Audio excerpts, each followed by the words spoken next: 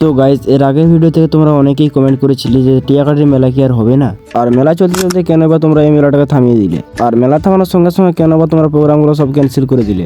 তাহলে তোমাদের সব ডাউট আমি ক্লিয়ার করবো এই ভিডিওতে।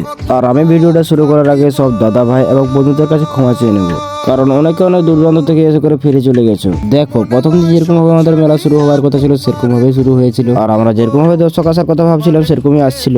মানে পুরো লোকজনে ভরে উঠেছিল আমাদের এই টিয়াকাটির মাঠ। আর কথায় আছে না, যত খুশি তত কান্না।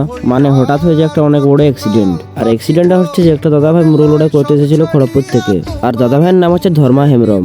আর প্রায় এখন অনেক লোকে দেখে নিয়েছে এটা খবরের কাগজে। আর আখড়ার ভিতরে ঢুকে দাদা ভাই এখানে মুরগ লড়াই দেখছিলেন, তখন একটা ছুরি বাঁধা মুরগ এসে তার পায়ে বসে যায়, আর সঙ্গে সঙ্গে দাদা ভাইয়ের পায়ের একটা ম্যান শিরা কেটে যায়। এবং তখনই আমাদের কমিটির ছেলেগুলো গিয়ে করে ওখানে উদ্ধার করে দাদাকে। আর মেলার জন্য আমাদের মেন রাস্তাটা পুরো একদম জাম থাকে সারাদিন, আর জাম থাকার কারণে অ্যাম্বুলেন্সটা আসতে পারেনি আমাদের এই মেলাকে। তখন আমাদের কমিটির ছেলেরা একটা টোটো করে নিয়ে যায় সেই অ্যাম্বুলেন্সের কাছে, আর অ্যাম্বুলেন্সে নিয়ে গিয়ে দাদা ভাইকে ভর্তি করে আমাদের ঝাড়গ্রাম হসপিটালে। কিন্তু দুর্ভাগ্যবশত তারপর দিন দাদা ভাইটা মারা যায়, আর তারই জন্য আমাদের এই মুরগি পাড়ার প্রোগ্রাম ক্যান্সেল করা হয়েছিল। আর এটাই হয়েছিল আমাদের এই টিয়াকাটি মেলার দুর্ঘটনা।